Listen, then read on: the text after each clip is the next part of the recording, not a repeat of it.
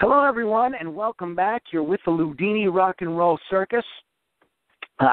Today I am speaking with Franki Dennull of the band Purposeful Life, and we have a lot to discuss with Franki about his music. He's a very unique artist to the Loudini Rock and Roll Circus in the fact that he's our first Christian artist that we've had on here, so we're really excited to talk to him. But first, I'd like to take a minute and thank our sponsors. Positively Pittsburgh Live. You can go to pplmag.com. This is Pittsburgh's first internet radio and TV and online community magazine business directory. So you definitely want to check that out. There's tons of services there that you can use. And if you are a business, you definitely want to go there because the people at Positively Pittsburgh Live can do a lot to get your message out there to folks and drive a lot more traffic to your website and your social media. I'd also like to thank MTS Management.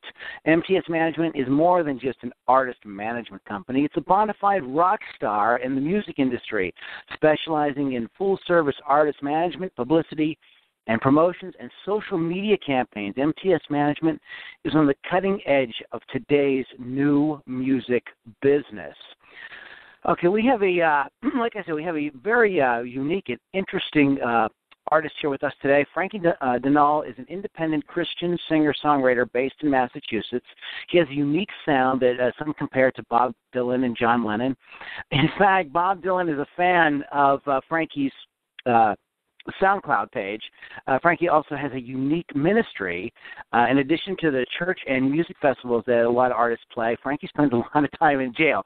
It's not what you think, folks, okay? We're going to really get into this. He works with juvenile detention centers in Massachusetts trying to help these young folks get their lives turned around and to get connected with the Christian message and get saved and all those wonderful things that we know can really help people. So, Franki, welcome to the Loudini Rock and Roll Circus.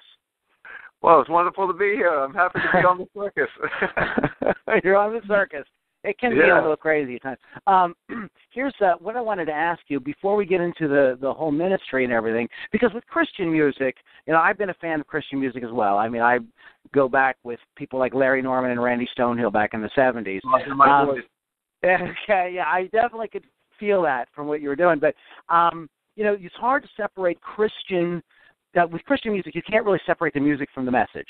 Okay, but before we get into the whole thing with the ministry and everything, could you give us a little background about how you got started in music in general, and then how it became Christian, and that sort of thing? Could you take us through a little bit? Absolutely. My father was a musician. My grandparents, all of my family were in the arts and dancers, and back in the Lawrence Welk days, you might say. And I came up through that way. But then going into, like you mentioned, Larry Norman. When I first went to church, I was kind of a messed up kid. I was into a lot of drinking, a lot of drugs. My father was an alcoholic, and there was divorce in the family. So the messed up life kind of really catered to the fact that I could hide in the drugs and in the music. And music became my best friend. And when the Beatles came along, that's what you'd find me off to the side learning and just being lost in the music, and especially take me out of here. And so then after a lot of messing up, you might say, and life being kind of a wreckage or a circus in itself, right. I ended up, getting what they call saved. And that brought me into people where they said rock and roll's of the devil, so I ran home and tried to write a country song. I said I want to just love God with my music. I actually put my guitar on the bed like it was an altar and said, if I can't play this, I'd rather have God than to play the music. But then he introduced me to people like Larry Norman, Randy Stonehill, Barry McGuire. These guys saved me as far as music goes, and I've actually opened for Randy Stonehill in concert a couple of years ago in November. But so that's like a little bit of the gamut. But my roots were from the English British invasion. I mean, we came from England ourselves, my great grandparents, and so they were very much an attraction to me, like the Beatles and Pink Floyd and all those Queen, all of those bands, and and then like Bobby Dylan and stuff. It's just like the roots were all there, already laid out, and I just followed along. They were my mentors. You've had this Purpose for Life ministry, band, etc. for a long time. How did that get started? It actually happened when I kind of look at it kind of a quirky way, but I mean, somebody asked me, what's my purpose? I said, to glorify God. I mean, what else was there? I was a wreck, and to me, it was a good way to tell people that He has good things for us, you know, and I needed it. And whether He was a crutch or not, I needed it. So Purposeful Life came along with me not wanting to be the hero of the band, and it became like, you know what? What's your purpose? Oh, Purposeful Life. To write my music and be able to help people out, and we started going into jails from Maine to Florida, and we help people in rehabs or, you know, in different people that had different needs, street level, I mean, people on the street, whatever. And so that's kind of where it came from, not wanting to be so churchy that you couldn't relate to people. And even the guys like Larry Norman and Randy Stonewall used to say stuff, we're too churchy for the world's music, you might say, but we're, you know, too worldly for the church. They didn't want to hear that rock and roll style, right? You know, listening to hymns. So we take it right to what it is, you know, and the best place is put it right on the circus with you. Okay. You guys have a new record out and called Who Are You? And there's some really great music on here. And like I mentioned, guys, if you go to SoundCloud, and this is no fooling around, it's no joke, there is Mr. Bob Dylan himself is a fan of Franki's music. Now, the record is, you guys released a single called Butterfly. Am I saying that right? Absolutely. Butterfly. And tell me about the song Butterfly, because I just listened, like I mentioned before we got on the air, I heard another interview where you were talking about this, but this song has kind of a very sort of beautiful meaning behind it. Why don't you go ahead and talk about that for a minute? It's a beautiful song. I wrote about my wife. That's the person that's writing about it. Butterfly is her nickname that I gave her. And along the way, somehow I ended up with the name Mr. Breeze as a coined nickname. So that's our back and forth. So I wrote a song using that as the imagery. And it's basically talking about, I promised to take her out across the seas, which that could be across people and audiences and or around the world, and bring her back to her home where it's safe and warm and cuddly, you know. But at the same time, the point was we broke up after that song was written, and then now we're remarried. So there's a line in there that says, love is what love did when love forgot. And that's a good way of saying when all was forgiven and forgotten, we were able to go on, and we're more in love now than we ever were. And yeah, it's an amazing story of good redemption and a good turnaround. It's just a beautiful love song. Redemption is really a key word. You know, there's a lot of people that unfortunately, take heat, you know, who put up their hand and say, no, I'm a Christian, or I believe in Jesus, and then somebody immediately wants to point out all the screw-ups that they've made in their life, like divorce, etc. So sure. Can you speak to that for a minute? Because I have a feeling you have something very powerful to say about that. I'd say take a good look in the mirror. If you can judge yourself in any way where you can be more holy than the next person, then maybe you should have been on the cross. But if you want to put it that way, that let Jesus be the one to take the heat for all of us, and if you can accept that fact, then we're all able to receive forgiveness, and we need to dish it back out. Because I'll tell you what, the power becomes the one that is the forgiver, not the one that you're holding anything against. When you can forgive somebody and sincerely mean it and give it up, then you're set free. And the other thing is, if you're taking so much hurt and pain on yourself, then you're not dead enough to be able to go to heaven. You need to quit it here so that you can get there. Well said. And speaking of taking heat, you guys have a very intense ministry to these young folks in these detention centers in Massachusetts. And I'd like you to tell us about what that's all about, what you guys have been doing, because from what I understand, you're doing something that really needs to be done. You're fulfilling a need that there's a huge gap. So go ahead and tell us about what that's all about. It is a huge gap. Louis, the thing is, you can go to many churches, and it's very rare to see what they would call a jail ministry, or people that are actually going into the prisons and doing what Jesus actually did. And we're not tooting our own horn here, but we saw the need there, and we go in there. It just fell into that we're dealing with more kids now under 18 than adults, but we've gone into the adult prisons also. And used to run a 12-step program for a while in one of the state prisons. But back to the children or the under 18 is when you go in there and they've got no fathers, and some of these kids are like 15 or 16 and they are fathers themselves. Mm-hmm. And they've got, the drug addictions, abuse, molestations, they've got all kinds of stuff going on in their lives, and they're crying out they got nobody they can trust, and they sure don't want to trust these older folks. We're not young anymore, and we'll go in there and they could call us mom and dad or grandpa and grandma for their age. And, and you know what? But there's a sincerity. I'll tell you what, when you look into their eyes and they're looking back at you truthfully, instead of saying that they don't have the time to be there, and they come out of their rooms, from lockdown, and it's a privilege for them to come in to be with us, to sit down and listen. And then when you turn around, you ask them, look, do you guys want to give your life to the Lord? Because, if your life's going so good, then what are you doing here? Mm-hmm. How much are you bragging to your homies what put you here? And how many of your people are actually taking the heat for you? Or how many bailed you out, or how many turned their back on you and ran when the heat came down, But you're here, one-on-one, and it's you against us. So what are you going to do? And many of them, will raise their hand and say, we want the Lord to take care of our lives, and turn it over. And if you will, there's salvations going on left and right in there because they're being sincere. And some people say that that's a place where they'll turn anyway, and then when they get out, they go back. Well, I'll tell you what, I'll take the turning right now. At least it gives them a chance to have that one thought, that they change their day for today, and that's all we got. Right, and you don't have control over what they do, down right. the road, right? And you know what? We actually go in there and see them once.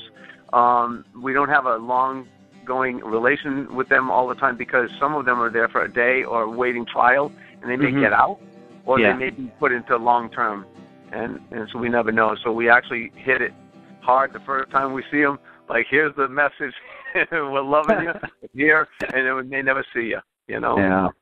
Well, that's the kind of thing, and a lot of people have told stories, and maybe this is, you can relate to this, that, I heard a minister, many years ago say something, and here I was at a very, finally it had all fallen apart in my life, and I remembered those words, or, something like that, and you don't know what's going to happen.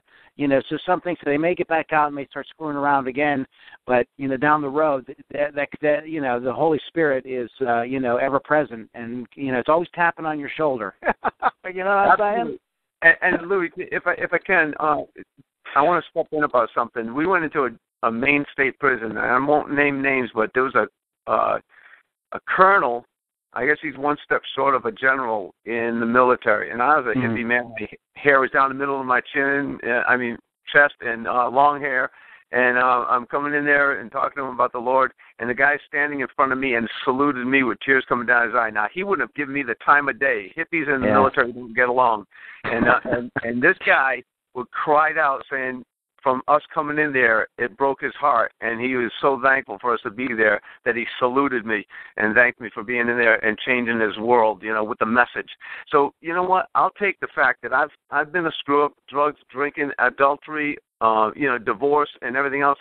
I've run that course, bro, and I'll tell you what, I'll take Jesus every day over it, and there's no looking back now. And like, maybe I'm a Jesus freak, and I'll say, amen, man, bring it on.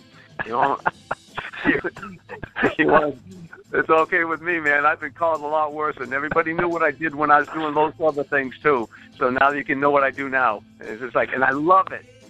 I'm married again, and my kids want to be with me, and I'm clean and sober, and like, I'm a freaking rock star, man, on your show. I signed to a label.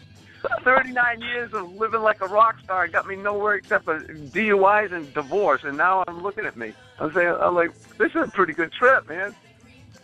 Well, it sounds like your own life has like really kind of become a success story, and that's fantastic. Can you tell us maybe, other than the you told us about the colonel, the general there, some of your, maybe one or two of your like most memorable encounters?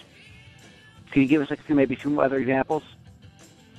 Yeah. When we went into the women's prison, MCI Framingham, we had people walking up to us. We did a weekend conference, and going in there and seeing the women's hearts break.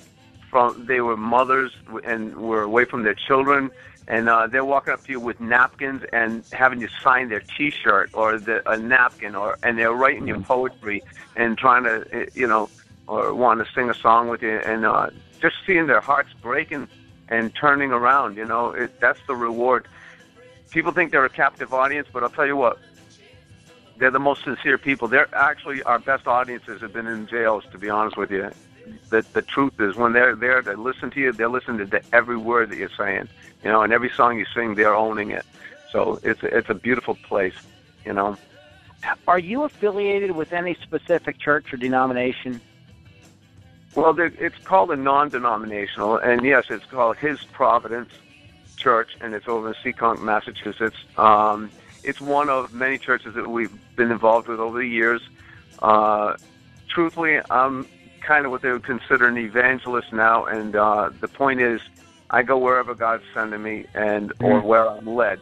So that frees me up to not be in this religious structure or bondage of feeling like I'm tied to one place over another. I feel like it's all God's family, and I want to be a part of everybody's life. So I have that freedom that I do that. And, the organization or religion, no. I won't name anybody's name, like Baptist, Methodist, any of those. Catholic, I don't care what their title is. It's Christian is Christ, and it's a relationship with that God, and that's what I'm sticking to. I haven't got any time for religiousness. Okay. Getting back to a little bit about the music itself now, with Christian music, like we said, it's hard to separate the message from the music itself. Now, when you sit down to write, to work on a song, do you have a sort of specific message in mind, or do you sort of like come up with the music and then sort of the spirit sort of moves you to create the lyrics and the message? How does that work for you guys? And do you write with Wendy? Do you guys work together? Very rarely. Okay. We'll sing the songs all the time. She's my harmonies, and I'll bounce a lot of my ideas off of her. But she's in the room here now, and she's giving me a look like, what do I do? Not work with her. I write all the lyrics to these songs, and a lot of them are done when she's sleeping. It's like, go to bed, honey. I got work to do. It's like, but I seriously sit down, and sometimes I'm playing a note or two on the guitar, and just a thought will come into my head, and I start writing around it. I've written over 300 songs, so it's hard to say. Sometimes it's a sentence somebody will say. I might write a song about a circus today. There you are. But it's something that actually flows out of me. I don't know how to explain it. Sometimes it's done, song comes out first, and then the lyrics follow. And sometimes I got a sheet of music or words that will sit there, lyrics that go nowhere too soon, and then all of a sudden, years later, I'll pick it up and go like, something will click and it'll just happen. So yeah, I mean, she writes all the harmony parts. She wants me to let it be known. Okay, cool. Well, now, how does when you guys go and do these shows in prisons and stuff like that? Are you going with the full band? Is it just the two of you? How does that work? It's the two of us. Just the two of you, yeah. A lot of times it's difficult to get a full band in there unless it be really an act of Congress or the warden involved and everything else. But we're allowed to go into what they call a Bible study, to go in there and be able to sit with these people. And I always bring my guitar in and I play, 4, 5, 6 songs for them, and those become actually part of our discussion of what we're referring to. And gotcha. Almost, I got to say, most of my songs is what I call, you could hear on your station or anybody's station, and it's great. And if you're listening, you may hear a direction pointing you towards something positive towards God, or a look towards that direction, or a hope, or something good.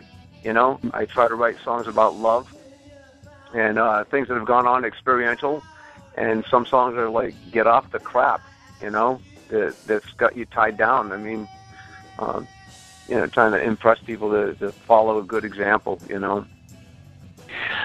So the lyrics, and so you understand then that the power of metaphor, and it isn't necessarily necessary or even useful to be like every song like Jesus this, Jesus that. Oh, absolutely not. Or whatever way you said it, I agree with you. Hey, my wife's always telling me, Wendy, she goes, you can't communicate with anything. She says, unless you sit down and write a song. She goes, let the music do the talking. She says, because boy, you have a hard time communicating your thoughts. I'll have to agree to it sometimes. I don't want to disrupt the matrimonial harmony there, but I think I disagree. I think that you're pretty well spoken. You have a great way of phrasing things. Thank you. So what's coming up next for you guys? What's happening next? What's going on? What would you like to talk about? What's going on coming up for you guys? Well, I'm going to be very frank, with you, pun intended. But for so long, and I'll tell you, I got exhausted between what we'll call ministry and we'll call it pursuit of career or music. Mm-hmm. Like I said, I've been doing this a long time, and we've played all kinds of local gigs. We've played all whatever. My point is, we signed to Shine On Records, and we put out this single, and we're actually in the hands of the record label, and MTS, wonderful. Michael Stover, thank you very much. This guy is taken and run with us, and we're just getting started. So truthfully, I'm going to put it to you this way. You want to talk about a circus act? Here's Frankie. Frankie's going to call himself a monkey strapped to a rocket, and I'm letting ground control take control. And I'm just there waiting to see what this ride is going to do, because we'll see it as it goes, and we'll start planning things around it. So right now, it's been a week of really resting and watching the show ourselves. So thrilled. The website, again, folks, is purposefulifeband.com, and their new CD. Now, is the CD actually out? People can get it? You can get the full CD album, yes, on iTunes and Amazon. It's called Who Are You? And the single, Butterfly, which is absolutely gorgeous. And we will definitely promote you guys and play you on our music podcast here in the next few weeks. We'll get you in the queue. So, anything else you'd like to add before we sign off, Frankie?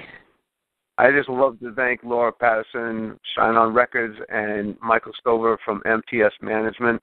And I'd like to thank you so much for letting us be on your show. And blessing to everybody that hears that song. And I pray that it really inspires and creates a essence of love in their life, So, rock on. All right.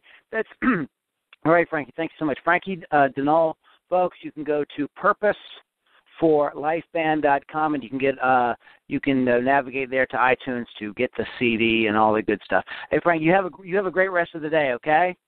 Thank you so much, Lou. It was wonderful talking with you. We'll talk to you soon. All right. Enjoy the circuit. Well, you too, man. Okay, bye. Bye.